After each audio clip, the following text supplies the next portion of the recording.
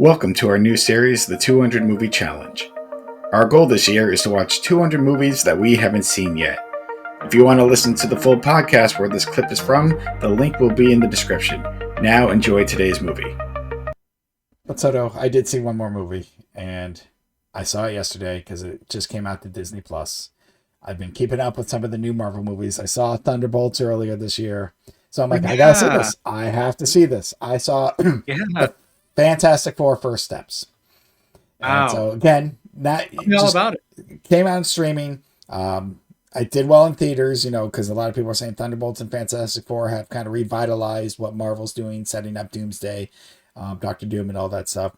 But before I get into it, Soto, I got to say something. Well, first, let me tell you, when the way this starts is similar to how you felt about the first Tom Holland Spider-Man and a couple of these.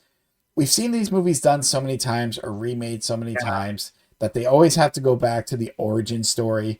Like if you remember, obviously Tobey Maguire, Andrew, they kind of tell the same story with Uncle Ben, but with Tom Holland, it's like everyone kind of knows it. Let's just put them in. They know what's going on. And I appreciate that with the Fantastic Four because it starts the same way. We did not need to know why they got their powers. They just start already having them, which sort of moved me because we grew up in the 80s. And, obviously we talked about comic books, these kind of characters. And at that time, 80s, even early 90s, if you were into these superhero movies, outside of the two very popular ones, the original Christopher Reeve Superman or, Batman, you were considered pretty much like a nerd, a dork, whatever. And now these kind of movies have become so socially acceptable. Everyone's just like, but think about it. When we were kids, these kind of movies, they were not made for the public. They were made for fans. And, a lot of people look down on them. And now we're in a time period where people are loving this. And so, I love the fact that I did not get an origin story for Fantastic Four. They kind of already start. Now, yes, it takes place. You can kind of tell it does not take place on this earth because it takes place in a weird way in the 60s, but it's very futuristic, what the Fantastic Four kind of is.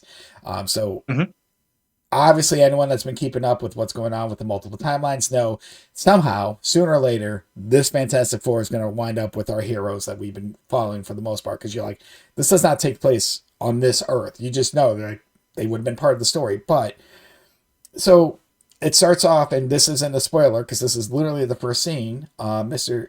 Fantastic and Sue are having a child. Hence, kind of this thing, First Steps. They kind of say they've been trying for a while. They didn't think they could, especially with their powers that they got, but she's pregnant, blah, blah, blah. And so you're like, okay, this is great. This is where they're going. I did not think, because I kind of knew there was going to be a baby involved in this. I just didn't think that was going to be the introduction. And then they get a visit from the Silver Surfer, a female Silver Surfer. I don't know too much of, I don't know, like in the original story, if it was male, if there was male and female, but kind of like in the very first Fantastic Four, they bring that back and they warn them about, hey, your planet's going to be gone. Galactus is coming. There's nothing you can do, kind of like, just be with your loved ones kind of thing. So they go up, they find out where Galactus is, kind of find out what it wants. And they're like, yeah, there's nothing to do. Then he finds out that Sue is pregnant. It's like, and then consents the child. And it's like, you give me your child and I'll leave your planet alone. So that's kind of the big thing. Cause obviously they don't want to give up their kid, but when they go back to the Earth, they kind of hear, everyone on the planet hears this and like, why won't you give up one kid for like, and so that's kind of a big part of the story.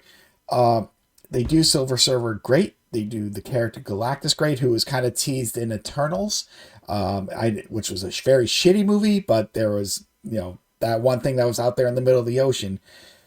But I can see why this did well. This was fantastic. I mean, I didn't mean to use that word because it's called Fantastic Four, but this was fucking well done.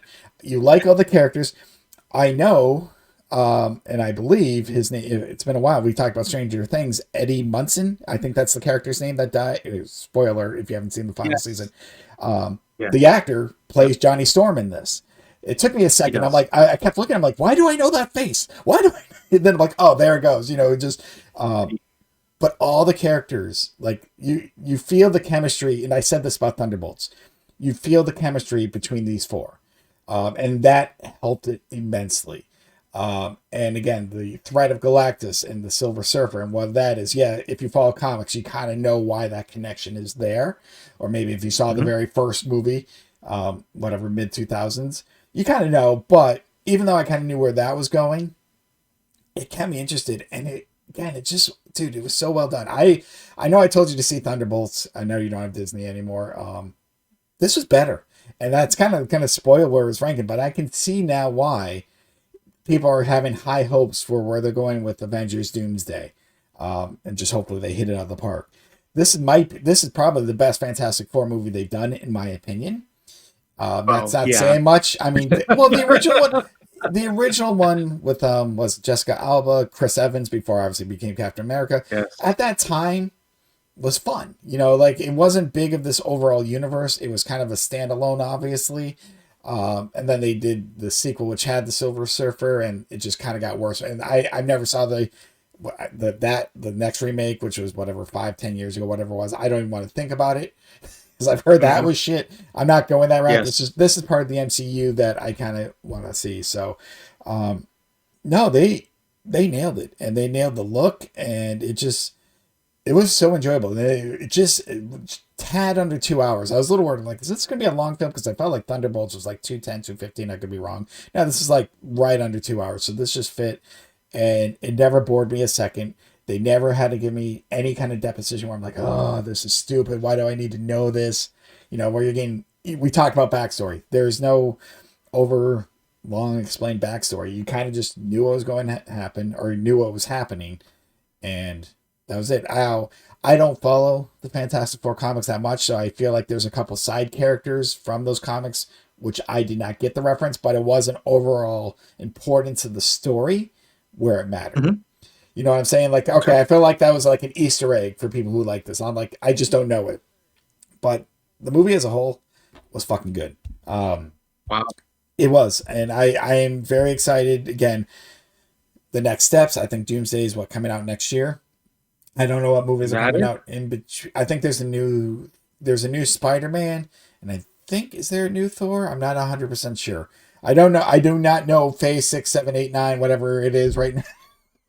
Oh my God, I've lost track. Yeah, I know, but I'm basically saying, where this is going to Doomsday. That to me is like the next real big step. And I know there is a new Spider-Man movie, Brand New Day, that's going to come out next year, right before Doomsday. So there is still a lot more to come. But where do I rank this? Where do I rank this? Question of questions. Oh. It's not going to break my top 10 at the moment. I'm going to let this sit. Ooh, all right. So this is tough. At the moment, The current moment. I feel like this is number 13. I feel like it. Okay. I kind of, at first I was looking lower, and then I kind of like, no, I liked it better because I was going to go like under Weapons and Megan and kind of like in that area. And I do like Coherence, and then, and I just like Talk to Me was really good. This could go up a couple. But right now, this is where I feel like it is. So right now it's going at number 13. I don't know if that will change later, but right now this is just a good gut feeling.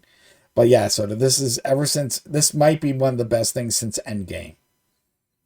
And I'm trying to think through. Well, it's been a dry spell since Endgame, that's for sure. I mean, I do like Guardians of the Galaxy, so I had fun with it because 3 was after, right? Yeah, so I do like them. There's a little bias of the Guardians of the Galaxy, but I just think as a whole and where they're setting up the story, and this was a good introduction to like if we never knew about these characters or if there was none of these other movies that have happened twice, this was a very good introduction. But the fact that, like I said, we didn't need a backstory. We knew what happened. We knew how they got their powers. We knew who they are.